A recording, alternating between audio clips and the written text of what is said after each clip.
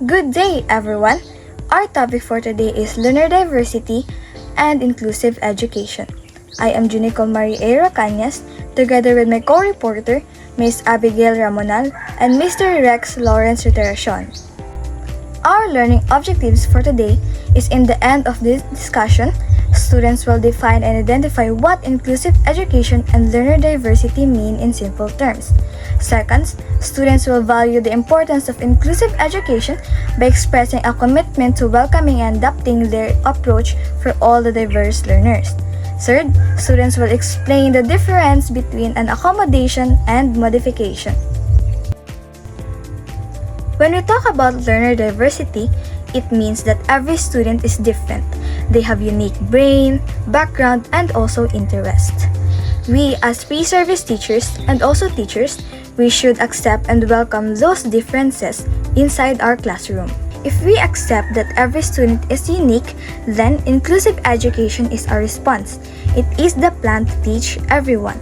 This means that we should make sure that everyone is welcome and change how we teach, not just expecting that our student can understood in just one teaching method because there are different types of learners.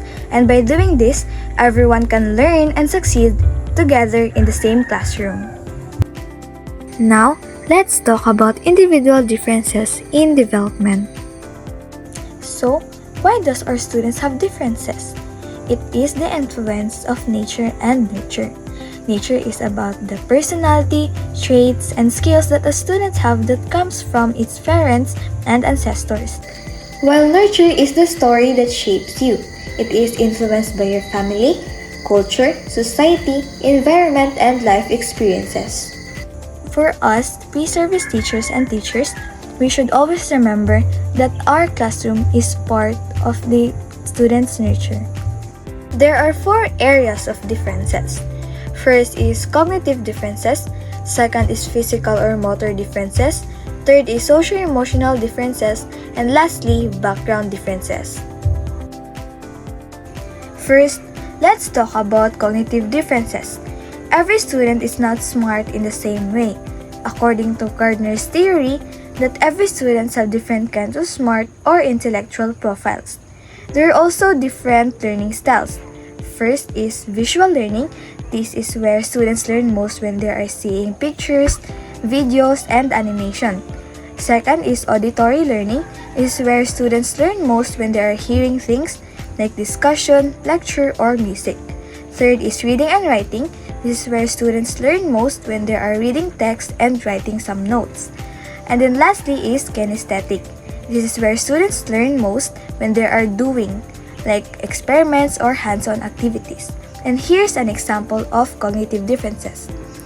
In science class, Mia remembers the steps for an experiment just by reading the instructions, but Ken must watch the teachers do the experiment first to understand how to start.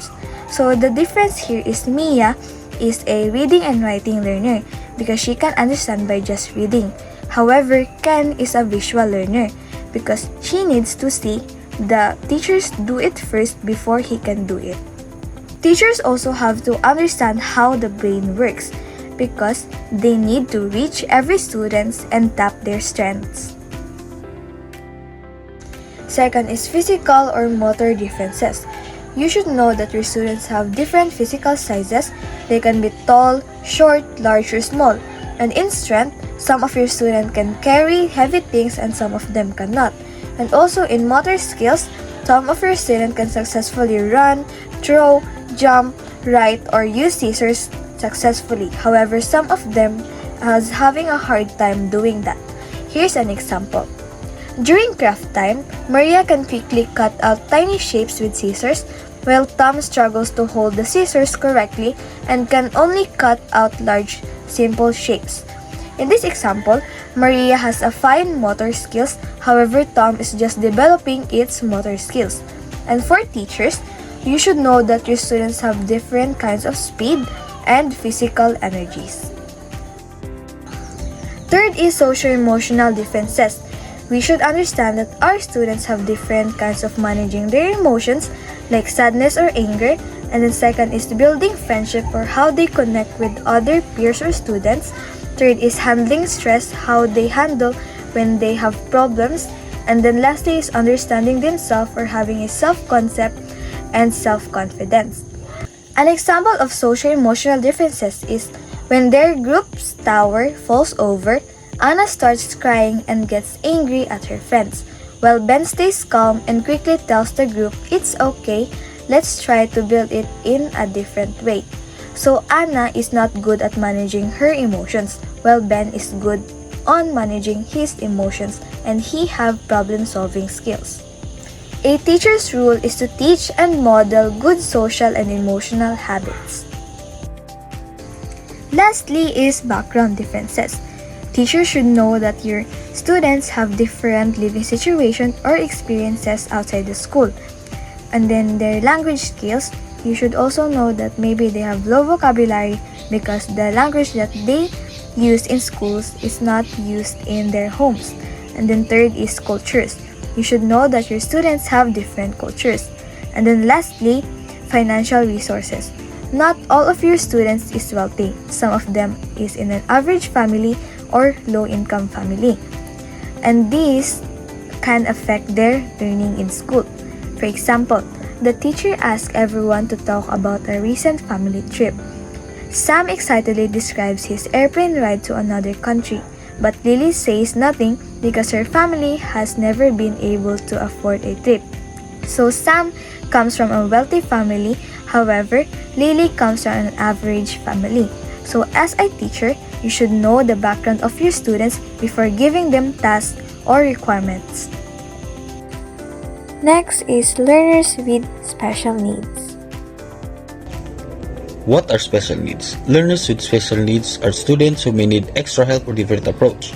The common categories are learning disabilities, dyslexia or dysgraphia, autism spectrum syndrome or ASD, sensory impairment, hearing or visual impairment, ADHD, attention deficit hyperactivity disorder. Special needs. Special needs are the unique learning developmental behavior or physical challenges that some individuals have which make learning or daily tasks more difficult. Because of these challenges, they may need extra support such as specialized teaching therapy, assistive device and modified activities to help them grow and participate in school and in daily life. The goal: inclusive education. Inclusive education is a mindset and a practice. The goal is to teach the students in the same classroom. No child should be denied in public education because of their disabilities. We don't remove the child from the class. We remove the barriers in their learning. Inclusive learning. Inclusive learning is an approach to education where all students, regarding to their ability, backgrounds, or learning styles, are given equal opportunities to learn and participate. It means teachers use flexible methods, prove necessary support, and create a welcome environment so every learner feels valued and can succeed. Now, let's talk about accommodations versus modification. Accommodations changes how they learn. The learning goal is the same, but the path is different. For example, giving a student extra time on the same test.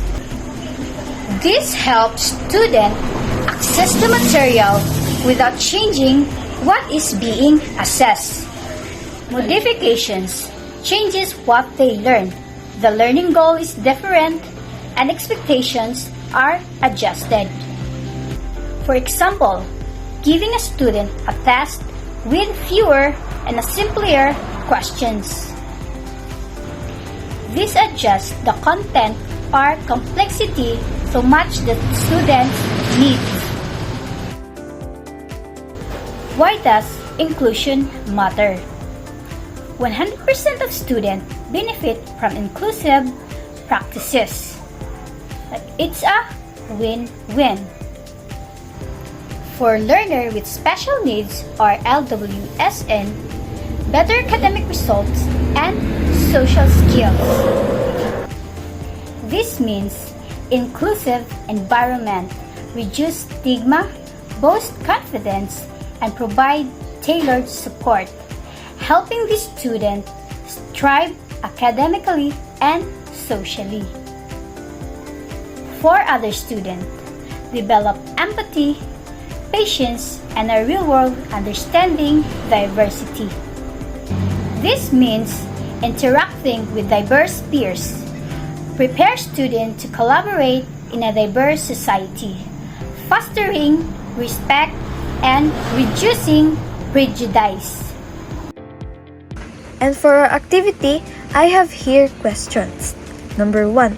What difference explains why student might stay calm and solve a conflict during group work, while another student might cry or lash out in anger?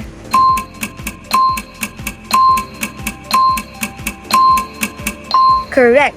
The answer is socio-emotional differences. Number 2. A student with ADHD gets to take their test in a quiet room and is allowed extra time. Is this an accommodation or modification?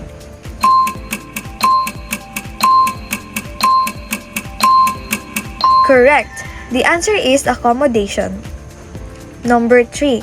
What difference explains why one student can easily understand the teacher's vocabulary about traveling or finance, while another student often lacks the background knowledge to follow the discussion?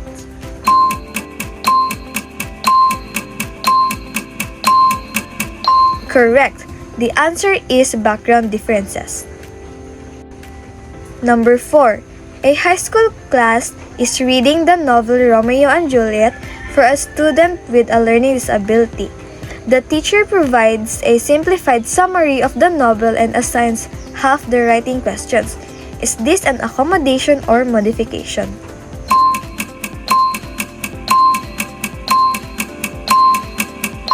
Correct. The answer is modification. Number 5. Name 2 of the common categories of special needs.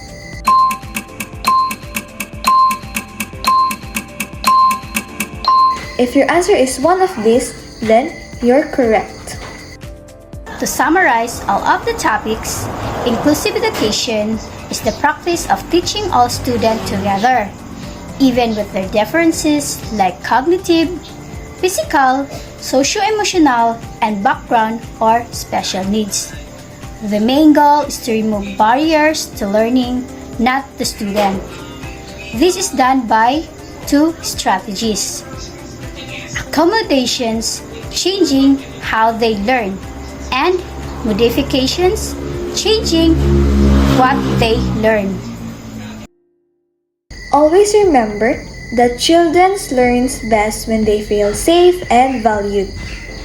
That's the end of our lesson for today. I hope you learned something, and if you have questions, kindly put it in the class comment or raise your hand. Thank you and goodbye.